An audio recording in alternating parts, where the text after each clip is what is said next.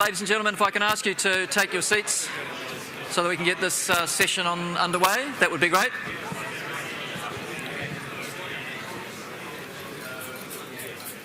It's like you all had a lot of sugar between sessions and suddenly there's just a lift in energy through the room. Fantastic. So this is our final stream session before afternoon tea and before our plenary panel discussion. Lance Wiggs, who you all know very well, is going to take you through this session, the startup and internet business ecosystem. And over to you, Lance. Thanks very much. Keep talking until this mic starts working, and it has. I have just tweeted a link to my blog because I need the traffic. And in there I put in some starter notes for this session, which in the interests of speeding things up a little. And really, have a read. Go to the blog, have a read of these things, and to me, while you're doing that, and as soon as the first hand goes up, I'll stop talking. I just want to ask three questions. One, why is business important? Mic for that person. Second, what should be important for business? And thirdly, what do businesses in New Zealand need? So let's focus on the first question. Why is business important? It's something we kind of skip over a lot, right? Why do we need businesses?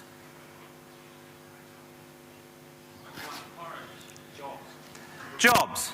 Jobs is a very good reason. And that is, to support the economy of the entire country so that we can all live and breathe and have houses and live safely and all those sorts of things.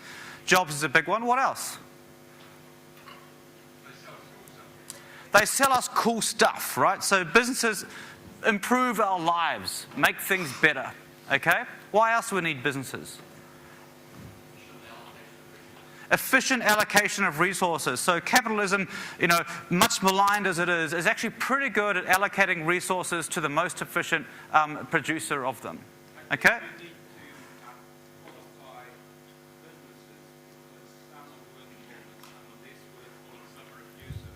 So that's a good point. We need to qualify businesses. Some are worthful, some are less worthful, some are abusive. I call it good and bad businesses.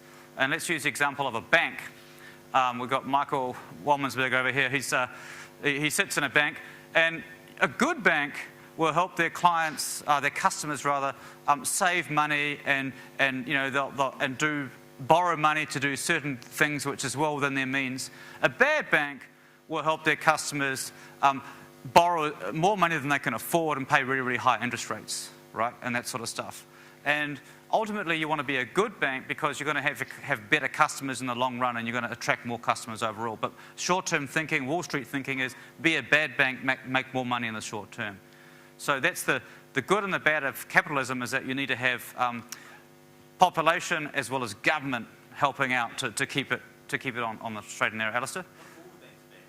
What if all the banks are bad? Start a bank. If all the banks are bad, start a bank. Simple as that.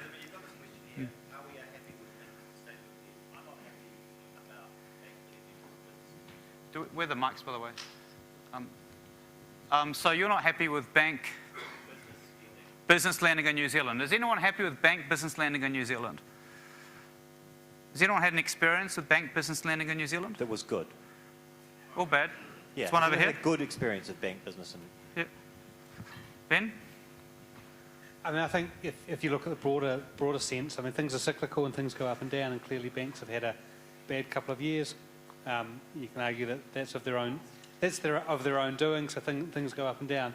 I think if you average that out, in my experience is that overall banks are okay for business lending. So has anyone had experience of? Yeah. So,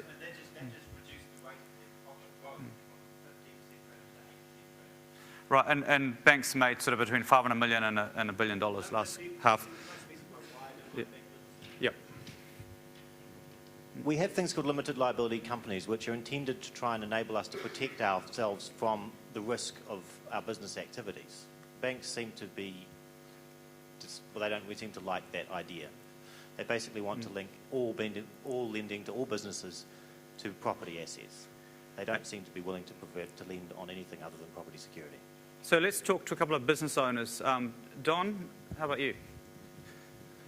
Have you guys had to borrow money in your journey to world domination? No, but not through lack of trying. And for exactly that reason, banks aren't interested in lending these days. They're interested in the mortgage market. And lending to SMEs in New Zealand is all about another route into the mortgage market. They want you to put your house up as an asset straight away as collateral. And as Alistair was saying, you know, why the hell would you have a limited liability company if the first thing you have to do is put your personal assets at risk? Not just your personal assets, right? What else have you had to do? Has anyone done one of these things? I can give my example, but your children here. Anyone else? Has anyone got a loan from a bank for a business at the moment in the room? Anyone? One. Anyone else? Is it really only one person has a loan from a bank for a business? No, this is a real big problem. What have you had to sign for that loan, Josh? Just a blanket, anything over 10 grand is personal guarantee. Personal guarantee. And that applies to not obviously for the whole business liability. For the whole business. As a director. And roughly how big is the business? If you're not comfortable with it, it's okay, but roughly how big? It's a very small loan and very small business. Right, okay. And let's go over here. Firstly to our banker. So speaking entirely from personal experience and nothing to do with any experience I've had working for a bank, but in fact dealing with banks, those personal guarantees that you're asked to sign are actually quite onerous typically, and there is very, very weak protection in New Zealand law for guarantors. All the protections you might get as a borrower, if you get down the road and get a TV on hire purchase or something, none of those really apply if you're a guarantor. So if you're a business person and you're borrowing money for business and you've had to put your assets up as collateral, pretty much, you know, you're pretty screwed, really. Yep, I mean, just behind you to Ziggy.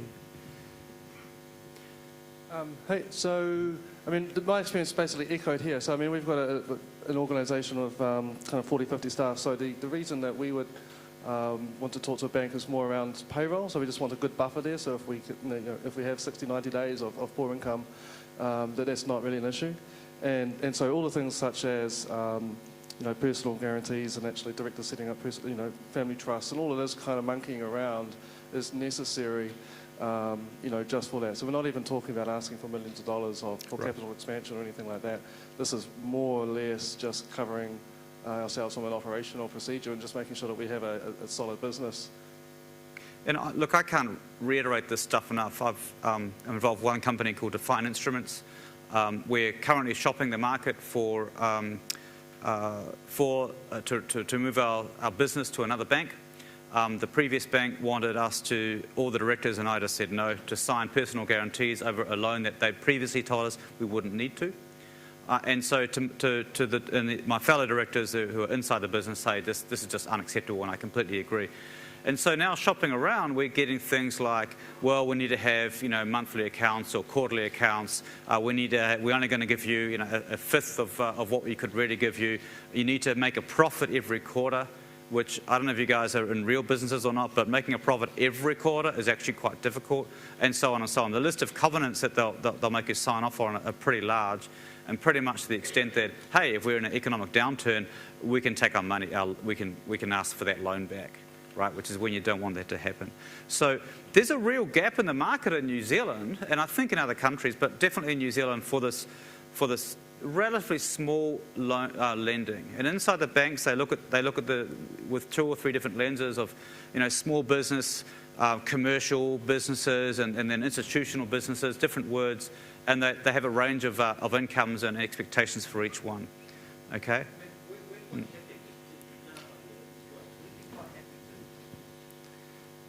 We would be perfectly happy to provide a GSA, like security A GSA? for companies. I mean, the assets of the companies potentially could be made well, I mean, they could be put on as security, but that's just of no interest. Well, make no mistake, the deals that I'm talking about, the assets are security, no question. That's a given. Yeah. Yep. Other things that are not quite so perfect in the business world in New Zealand? Can we raise other ones? Absolutely, let's move on. Yep. Someone's taking notes, banking problem, move on. Government procurement, dealing with the government. Government procurement is an enormous problem for everybody that I know that's ever tried to deal with anybody. From what I can see... Can you hit the pause button? Who here has successfully won a government tender or procurement contract in the last 6 months? Right?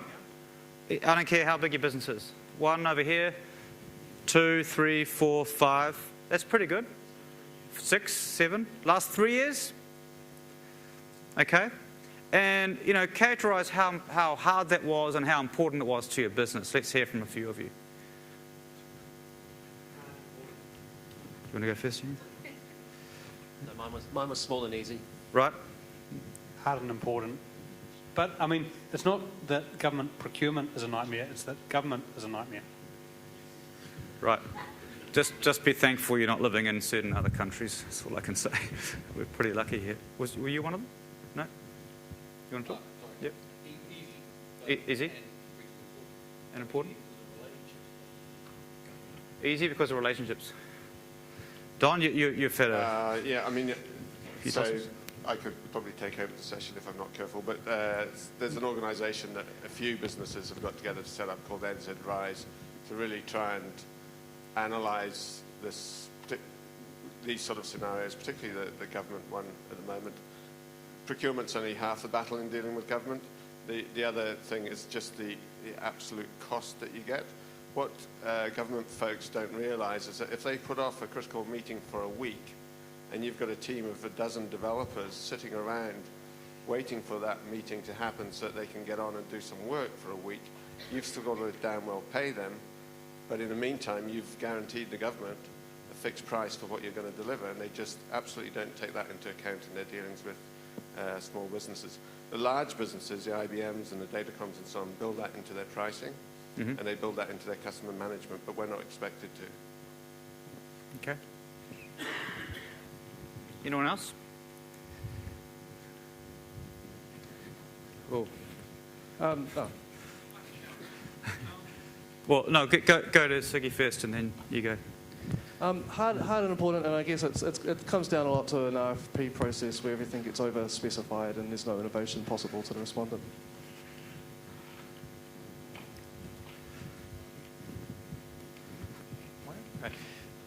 I found the easiest way of dealing with governments is to sell to another company that sells to the government, because then they get all the headache, and you have the sort of straightforward deal of dealing with a standard commercial entity rather than having to deal directly with the government. Unfortunately, that doesn't work for everyone. Okay. And if we did that second layer, who here has sold to a company that sold to the government? Right, so not a lot more, some of the same people as well. Interesting. So do we have a problem? A little bit of one, and are we with NZ Rise and other organisations and other efforts, are we getting it solved? Yeah. Not yet? It's getting worse. Do you think it's getting worse? It is definitely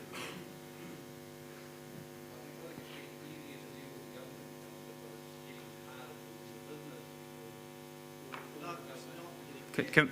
Let's get some mics here. So you think it's easier to deal with government, but you think it's harder to win the business because you're competing with IBM and Datacom and those other guys. Okay. One of the key problems is that the government is attempting to try to force.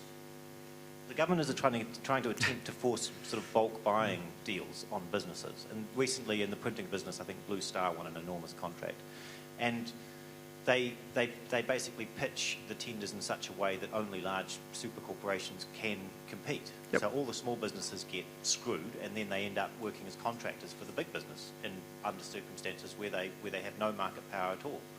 And somehow this is supposed to be good for innovation and good for the government. It's just destructive. Mm-hmm.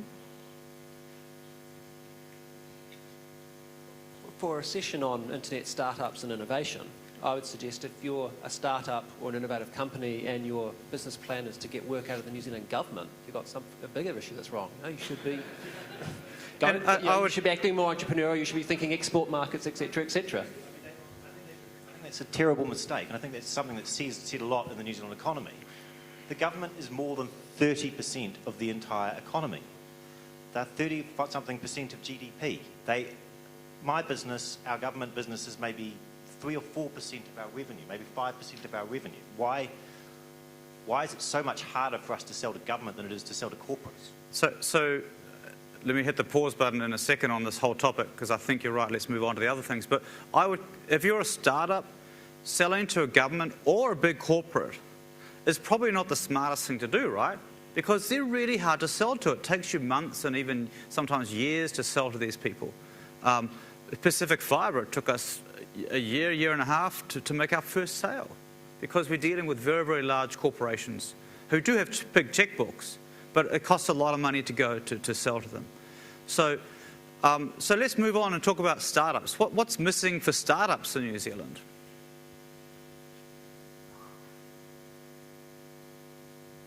Nothing. Great. So angel funding's missing. Has anyone here been funded by an angel? There is angel funding. There is angel funding. It's just real angel funding. But as opposed to sort of pseudo angel funding. How do you define real angel funding? Well, angel funding that allows people to be employed rather than sort of they agree to sort of work as slaves for somebody for several years in the hope that maybe they might earn some money.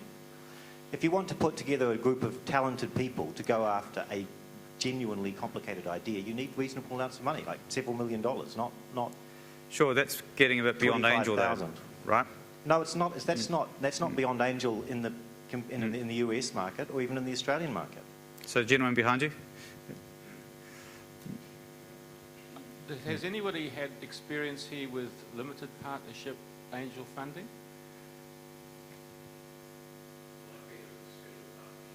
Well, there's similar entities, but their structure enables a different way of receiving money and control of money, and the market seems to be quite thin with limited partnerships.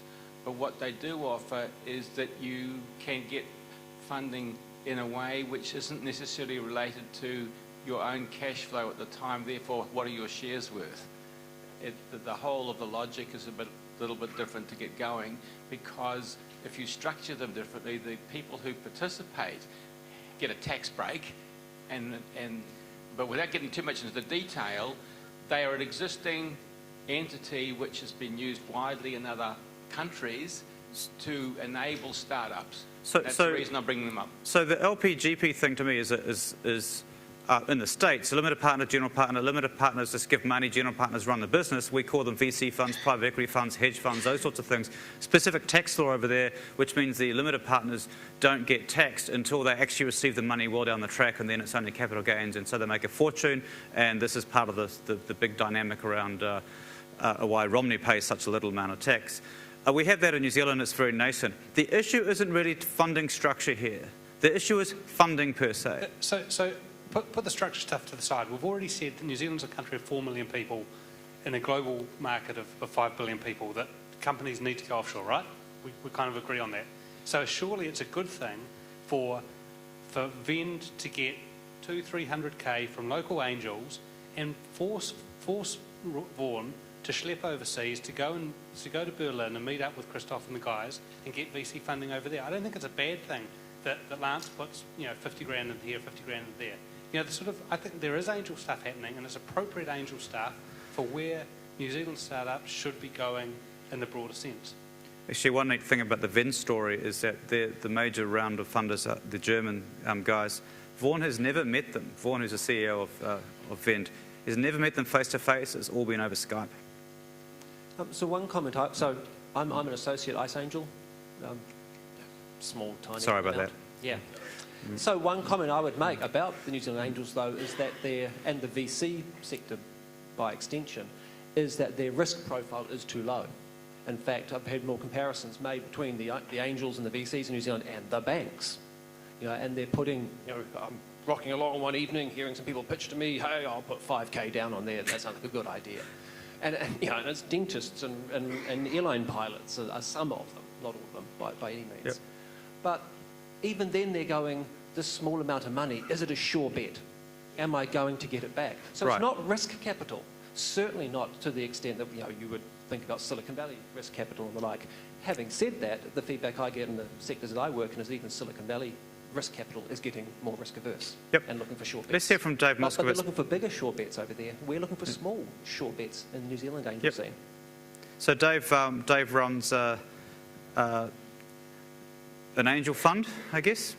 Yeah, amongst I other think things? that the issue isn't risk aversion. There are a couple of other factors at play. I mean, the fact is there just isn't that much angel money available in New Zealand, and that is the real problem. If there were a lot more angel money available, then people's appetite for risk would go up. But the fact that we don't have, the thousands of wealthy exited entrepreneurs that they've got in Silicon Valley here means that the people's piles of money that they have to play with is a lot smaller. And when that happens, they're much more risk averse. So the way that plays out in the New Zealand angel marketplace is that valuations here are just so much lower. I was presented New Zealand at Pasadena Angels last year as an investment-friendly destination, and sat through 3 pitches where each of those pitches, the valuation on those pitches in Pasadena Angels was at least 5 to 10 times as much as the valuations would have been at similar pitches in New Zealand. So it's that availability of money, I think, which is the real problem. If we can solve that problem, get some really good exits here in New Zealand, maybe Kiwi entrepreneurs go overseas, come back home, ready to invest in New Zealand, that'll help solve the problem. But it's an organic thing, and we have to do it step by step. And it requires people to drop some of their risk aversion and start investing in startups rather than in property. That's really what it comes down to. So let's hear from Josh. I pretty much invest every bit of scrap of disposable income I get. I should email you more. Yeah. I just throwing one thing out there, I would have absolutely scoffed at what I'm about to say 3 months ago, except for my friends who I met through their business when I was in London, and I emailed them and said, hey, I love your business, can I buy your coffee? And they said, great, we don't really know what we're doing, we're just a blog. And then 2 years later, they crowdfunded £600,000 from their own members. Did you invest earlier? No. Just 10 grand. Yeah, we're great friends. Yeah, I should email them more. But I mean, the prospect of in New Zealand raising £600,000 through your own customers, I can't even conceive of it if I'm honest. But I just, at least we have a data point of someone successfully doing it, and maybe people need to, the Pledge Me thing, which again, we did a bit of their rebrand or something, and I didn't think it was amazing, but they're raising real money for people doing real artistic projects, and maybe it's just bootstrapping your way until you can demonstrate things that people go, this is cool, I'll pre-buy your thing. So who here has invested in a company? Right? Would you characterise yourselves as angels? See, that's one interesting thing to me. I struggle with the word angel. But let's hear from some of those guys, and maybe Glenn, you've invested in your own company, you can start. Well, I just wanted to back up about not having the angels. I think we do actually need a lot more entrepreneurs who have exited to kind of come back in. There's only one Sam and one Rowan, right? And there aren't a lot of people who are reinvesting and helping out these companies who can help them grow. And then the other problem I've seen is with the MSI kind of funding stuff and the government kind of muddying the waters with their kind of funding, because they say they want to back winners, but when I talk to them about an idea a little while ago, they're like, your team is too skilled, so we can't back you. We'd rather back, if it was an accounting firm we wanted to launch the product that we wanted to launch, then yes, we could fund them, but because you guys already know what you're doing, we can't fund you. Mm-hmm. Which is kind of just muddies the waters with all this other kind of extra money that's going around with no real clear kind of purpose. Yep. Okay, let's hear from some people who have invested in a company. Yeah, well, I just go back a little bit in history. Okay. I came back from Zurich in '84, and I set up a company in '86, '87, put in about $100,000. Then, through circumstances, another $300,000 came in. I developed a thing that was patented. I took it to a very well-known company, Favourite White. No, this is the point, right? Don't laugh. Okay? They put in $300,000 in a special partnership with an agreement to go to a second phase. The Wine Box Inquiry came along, and it completely shafted their capacity to be a partner in the sense that they wanted to be. And there was no vehicle to be able to dispose of their partnership relationship with me.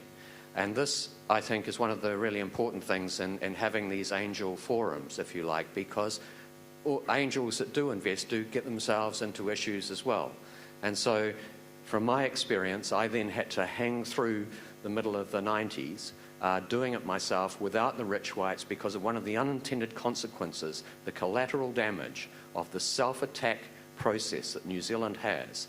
It is far too ready to pull out the knife and go for people, whether, in all sorts of circumstances, and the community doesn't understand necessarily the collateral consequences. Therefore, having an angel funding operation where there are a group of people involved who may be able to then take over another partner's relationship with the venture is incredibly important, because I was completely isolated in that situation.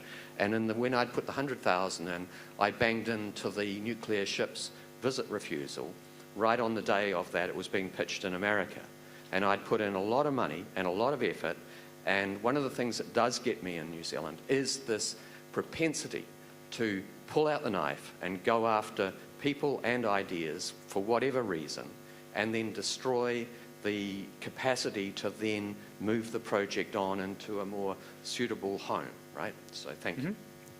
In terms of your question, Lance, about whether people call themselves an angel or not, I don't know. I call myself Ben, so I'll limit it at that. But yeah, I mean, you're right, Glenn. There's only one Sam, one Rowan, but there's lots of Lances and there's lots of me's. I've done, I only do tiny stuff, but I've done 4 deals in the past 9 to 12 months. Of those, 1 has been in New Zealand, because frankly, no one's come to me that I've believed has a team, has the ability to execute, has a product, really understands the market. I don't think, well, I mean, you do, but you didn't come to me.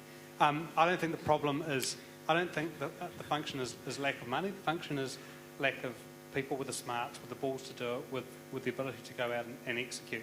And that's what I'm seeing in terms of that low-scale angel stuff anyway. Okay.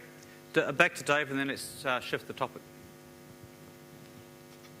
Just wanted to say that one other thing we lack here is the appreciation for failure as a learning experience, in that there is a huge stigma of failure in New Zealand, and if you try something out and you fail, then you're basically fucksered, as they say in hacker speak. Whereas we should really appreciate and celebrate failure to some degree, in that if people fail, it means they've had a go, they've pushed the envelope, and they've moved on to the next thing, and they've incorporated all of that learning into doing something else. So that ability to fail, and that the willingness to actually take on the high risks that actually might result in failure is a very important part of generating those big exits that we need in order to fund the next round of investments for the country. So are we changing? So one of the things about Trade Me was that all these people became really wealthy and so on, but they weren't taken down with the traditional tall poppy approach that New Zealand has, right? They were, they were appreciated and, hey, well done. That's really strange. At the same time, so are we getting better at celebrating successes as a country? And at the same time, are we getting better at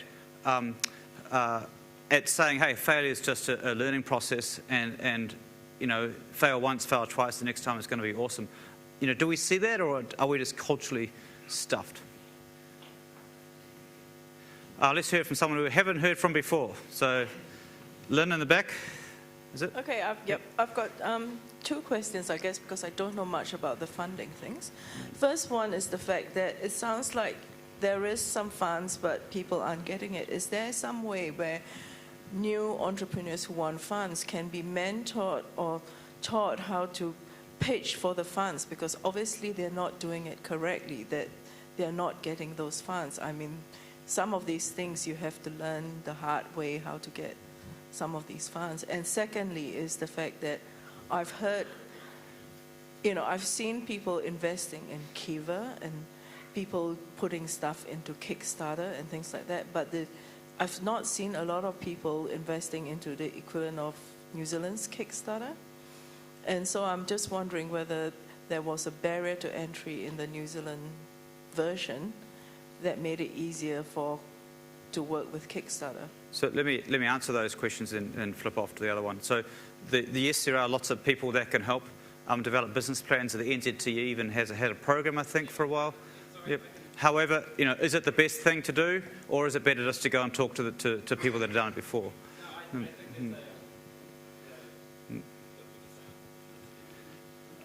I think there's a real opportunity for people like MSI to take some of that money they're pouring into funding open content and workshops and all that kind of stuff for people, entrepreneurs who have no idea where to start, so that they can actually get on that road. I think the Ice House wanting to make 3,000 companies or whatever has got a responsibility to do this as well.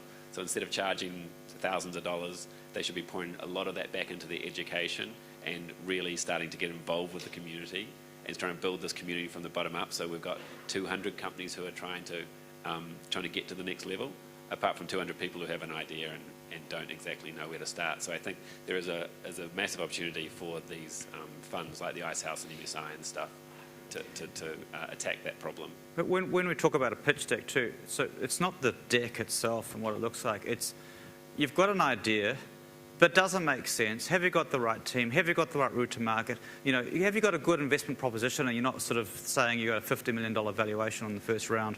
It's all about that stuff rather than the deck itself and the story. I think one of the things with Trade Me is that people were far too busy selling and buying and selling their junk online to have time to do the tall poppy thing with the owners. There's still plenty of tall poppy to go around for everyone else. There was actually a bit of tall poppiness at the time, but the oceans of time and selective memory have washed over it a bit. Firstly, to that point, I think what happened with those sort of people, Sam and Ryan, and to a lesser extent, well, to the same extent really, Rod with Aftermail and Nigel with Star Now and what have you, is it was kind of a different sense of what is cool. The guys that actually still like to wear jeans with holes in them and eat McDonald's and, well, not McDonald's, but they're still very much kind of feet on the ground sort of stuff, and kind of the idea of cool that is different from even 10 years prior to that, when the people making money on the internet were buying Ferraris and being photographed with babes in bikinis. So I think that thing has evolved. No, I was talking about you actually. Yeah. Sorry. Secondly, right now you've got the Ministry of Science and Innovation and Department of Labour and MED and Ministry of Consumer Affairs, everything else going into this new MB, Ministry of Business and Innovation. It's actually potentially a great time to tip ideas in there and to change what that does in a meaningful sense. David Small was the acting chief executive, pretty reasonable guy. They're trying to work out how that's going to run. I disagree a little bit with the idea that a lot of these startups should just be given money and go away and do stuff. And a concept I've talked about is a warm room, broadband, and free rent for 6 months. If there were centres like that in Auckland, Wellington, Christchurch, Dunedin, I think great things could happen. I feel a bit nervous when people start talking about giving lots of money to people that haven't proven anything yet. But if you've got the kind of very basic sort of structure that some people can sit down, code, talk to other people of kindred spirits, don't have to worry about paying broadband, don't have to worry about getting wet, I think that's a good start. The issue that I have with that mod is that, I've got some friends in Wellington who've got a startup. You walk in the room and there's 4 people furiously typing away on computers. I mean, this is every big institution's nightmare. Their office costs them $1,000 a month. Their internet is, not that expensive as well. A warm room is actually pretty cheap. We don't need another incubator, right? It's not the problem to solve. It's.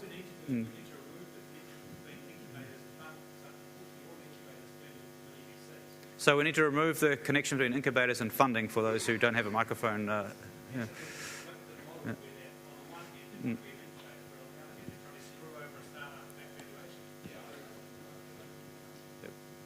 Over here. Hi. Well, I've got the conch now. My name's Greg Royal. I'm with Blue Kiwi Group. I started a company in 2001 in the telecommunications corridor in Plano Richardson, for those who know North Texas, and I've just recently returned to New Zealand. Some quick observations. I've been back in New Zealand 4 months. I'm mentoring 2 startups, one in Seattle, one here, and have agreed to fund another startup. And some key takeaways that I've got from coming back here and helping with young entrepreneurs is that they have to understand, the one thing they miss is to understand the exit. In order to have an entry, you've got to have an exit. And the reason why I walk people through a process, and you talk about a pitch deck. If you don't have a pitch deck, come back when you have got a pitch deck. Pitch deck proves that you've actually worked a process and you walk down the path of understanding what it is you're trying to achieve. But what we're missing here is understanding how important an exit is to the angel and the various funding mechanisms that go forward. And so I'm obviously concentrating on early stage stuff, but more importantly, I'm trying to get people to understand that it is a process and it is a formula and it is an approach. And so when an angel says to you that you're too well formed, or that you've already your opinion about what your business is already baked in, that becomes a difficulty for someone like myself who sees value in a process that I have gone through previously in the last 10 years. So there's lots of things to learn about, but the reason that we're struggling at the angel level of funding is that there is a disconnect in the communication between people like myself and others and the entrepreneurs that are out there. And I think only through dialogue are we going to get there. That's my comment. I want to ask you three quick questions. Sure. What to you is the right size for angel investment, the range? And not you personally, but you and your peers. Well, in New Zealand, the earlier the better. If you can start talking to people like Dave over here and myself and others, and Anthony right here, you start to think about the process before you've made some key decisions in your company, and how even things like the formation, how you structure it. We've got issues in New Zealand in regards to options and shares and how you value those sorts of things. We're coming up against those. So the earlier the better that you're having these conversations. So how much? How much do you think is a fair angel investment? Like you wouldn't do $5,000, it's not enough, right? And you wouldn't do $5 million. No, it's between 1 and 5. 1 and 500 grand? Yeah. Okay. And how long should the decision take between first meeting these people and giving them the money? Again, it depends. I know it depends, where but you are in the process, there is such a thing as doing too much too early. Again, I can only speak to when I feel that they've walked through the process to a point where they deeply understand the three material risks, which is technical, marketing, and management, and what are they going to do about it, then you apply the funds to those. But certainly you can give a small amount of money to get them moving down that process. But I view the problem as long as you understand there are three risks that we have to remove in order to further down the process, that's where funds get applied from. So I'm going to ask the question again. How long? How many months? 3 to 6. 3 to 6? Okay, so that's good. That's good setting, right? You can't just go and ask for money and get it in a month. And the final question is, what percentage of them that approach you, maybe think of the US experience because you just come back, would you turn down and accept? I can only talk from experience. 4 months, turn down. Well, I'd say turn down. I said come back. Defer. Come back. 4. 4. And then 3, I've said I'm interested, and 1, let's walk down the path. So is the issue that they're just not getting in front of you? No, I have limited bandwidth. Oh, okay. So, okay. And also, like every early stage investor, I'm interested. I'm a software guy by trade, so I'm interested in those sorts of things, right? Because I can get my head around them, and obviously use my experience that I did when living in Plano, Texas. So, I'm not interested in if someone's got a super tractor or things like that, because I just don't understand. I don't understand farmer. I don't understand those sorts of things. Okay, thank you. I did want to raise a completely separate thing in New Zealand, and that is we often hear from people in the tech sector, why are we investing money in cows? Why are we doing dairy? Why are we doing meat? And I just wanted to tell the story. I went to field days this year, as I did last year. Down there is a company called Waikato Milking.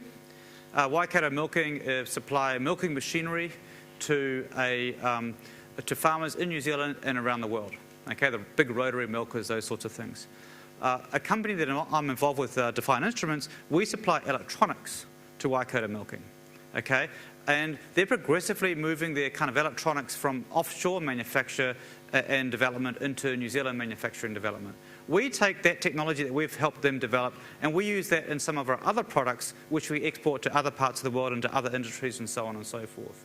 So when you go to field days, that's just one example of tens or hundreds or even thousands of examples of companies who are built in technology on the ecosystem of cows and that sort of stuff. So I just wanted to maybe raise the question of, well, what do you think, right? It's an interlinked economy here, and we've got an advantage that we're very good at cows and meat. Should we be doing more to stop the fight and start the synergies? Well, I just wanted to follow through what you were saying in a different way, because I think one of the essential things about venture capital is risk, which is understatement, and most of that's about marketing risk and marketing access risk. And when you've actually built on something which is already a winner, then it's so much easier for that to follow through, and the risk structure is commensurately less. Equally, I think that when we get ultra-fast broadband running and we get good relationship with that, those risks again will reduce because we have a much better relationship with our wider customers. And the other point I wanted to say is we're looking at a very much of the US model of what's venture capital, and we aren't starting to look at the kind of relationships that are needed to go into the Asian market and the way that they form relationships which are fundamentally different from the US model, and how we go about that. Okay. Cows or Roger? Jumping back for a minute to getting a warm room for people.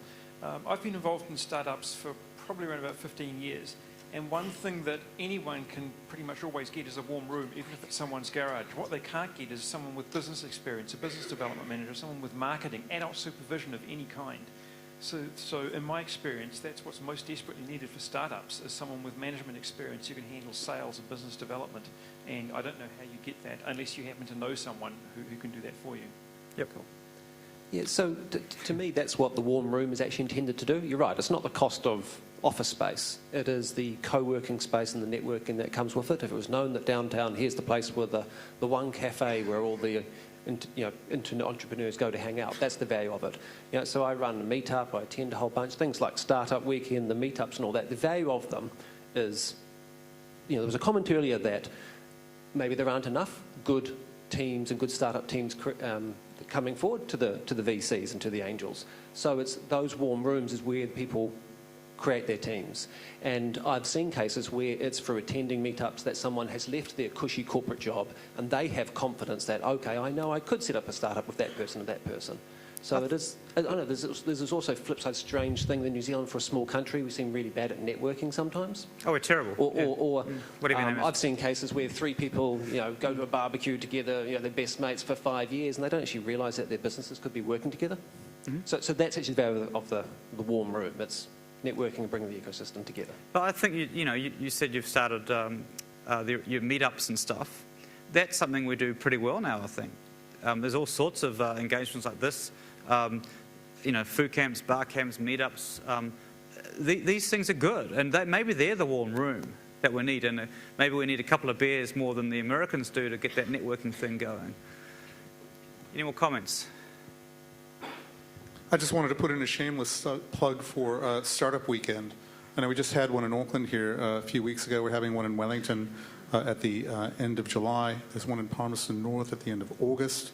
One in Tauranga in September, going to be one in Dunedin in November. These are great places to meet your co-founders. So we always see these teams. I saw a tweet roll by before that, we see teams come by with, great business people but no technical people. Other great teams come by with, great technical people but no business people. It's events like Startup Weekend where you're spending 54 hours working side by side with people in a team and looking at all the other teams where you can find your next co-founder and the rest of your team members for your startup. And then the warm room will happen, everything else will follow. Those teams, when an investor is evaluating a startup, what are the three things they're looking at? He tangata, he tangata, he tangata. Those are the top three things. The people, the people, the people. The idea is secondary. Almost everything else is secondary to the people behind it.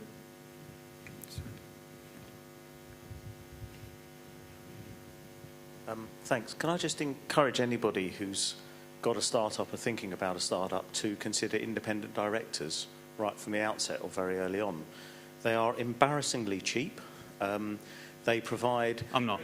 Yeah, free in many cases. They provide that corporate commercial expertise, in spades. They're just astonishing at that. And they don't need equity, and they are motivated by your success. I know far too many people in startups who look at independent directors like they're, that they're going to come in and take over like some sort of virus, and actually it's the other way around. And there are plenty of people out there who willingly give their time to do those things, and they ought to be used a lot more. That's one thing I did learn in the States, is that we are afraid to ask for help in New Zealand, and people love giving help, right? We really do. So, don't be afraid to ask. Ask your family, ask everybody else. And, I think extending upon that, it's really important to be aware of the difference between a formal board of directors where there is a real legal requirement on directors to meet certain requirements, as opposed to advisory boards. I know Lance does a bunch of advisory stuff. I do a bunch of advisory stuff. Advisory, boards of advisors are really valuable. In terms of the free thing, it doesn't need to cost much or anything, but just be aware that often there is more motivation, and there is an international perspective around a little bit of equity or some options or whatever to advisors. I think we tend to be very scared in New Zealand to give up a little bit of equity for some good advice, and sometimes it's a good investment to make. And thanks, Ben. I'm just to finish that, I'm not a fan of boards of advisors, because you end up being a director de facto if you start telling the CEO what to do. And being who I am, I generally do that even though they don't listen. What I'm really interested in is what we haven't talked about today, right? We haven't talked about the internet. Gee, is that a problem or not for startup businesses? And it doesn't seem like it's really a problem. It's a problem that is getting solved. We haven't talked about access to talented people. Is that a problem in New Zealand? Or are we managing to find enough talented people coming out of the system and in the existing systems? We haven't talked about basic infrastructure like roads and that sort of stuff, and I wouldn't expect that we would. And we haven't really talked about access to markets and access to suppliers, right? Why not?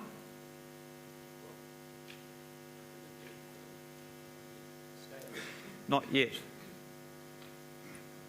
With that in mind, so there's someone over here who wanted to talk.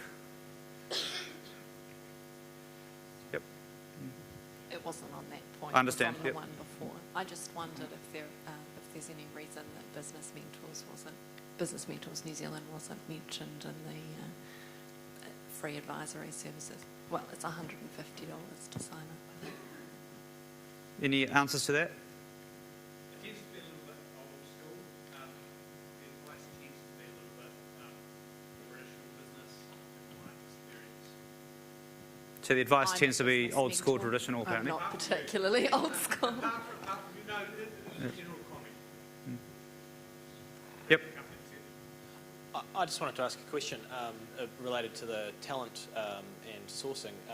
Care running an annual world-class event. Do you have any experience of that working well? Companies doing that at a startup level and reaching through Care to key people to connect them up and help them out? I haven't. Has anyone else had experience with Care over here? We've got the same people talking all the time, guys. We've got to maybe go to the next row. Here we go. Isabel.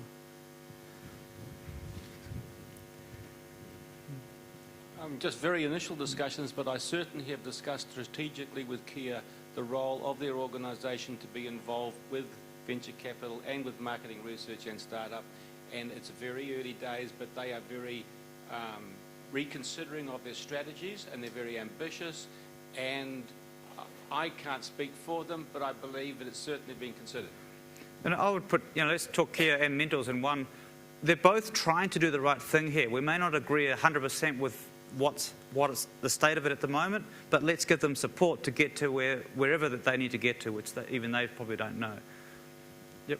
Sorry, changing the subject a bit. There's a very interesting thing come up on the Twitter wall up there. It says, does somebody actually catch the names of the angel fund people in the room besides Greg Royal and contact details? Perhaps, although it's of no use to me personally, perhaps if the angel people who are in this room could somewhere post who they are so anyone who's interested in talking to them can actually contact them later? Just ping me and I'll put you on my blog post at the back of it. Okay? Thanks for that. I was just going to say, not even just for funding, but even just for mentoring. What if I've got a small startup? What are their options for finding a mentor? Yeah, I mean, the same people. I was going to talk to you later anyway. The same people get crushed. Okay, I get crushed, and it's really hard. But generally, anyone in New Zealand will give you help if you ask them. Right? If you come across as sane and reasonable and a good business idea, not another group buying site, not interested right now, been down that track. But seriously, anyone in New Zealand, just get on Twitter, DM them, say I'd love to meet for a coffee, and they'll give you some help. And that's what's the beauty of living here is. Is that fair? Everyone agree? Perfect. The other thing is that everyone here is so accessible. So, yeah, okay, you need to know where people are, but it's really easy to send someone an email or a tweet. Yep. I think you've got to know who they are first, and that may be one of the barriers. You've got to know who they are. So with that, we've got to close. We're getting the time signal. Thank you all very much. I've certainly learned a bit more about what's going on. And we are having a panel tomorrow after the keynote speeches on economics and business, and a lot of this is going to feed into that. And I encourage you also to send me or tweet at me any tricky questions that you got for those panelists tomorrow as well. Thanks a lot.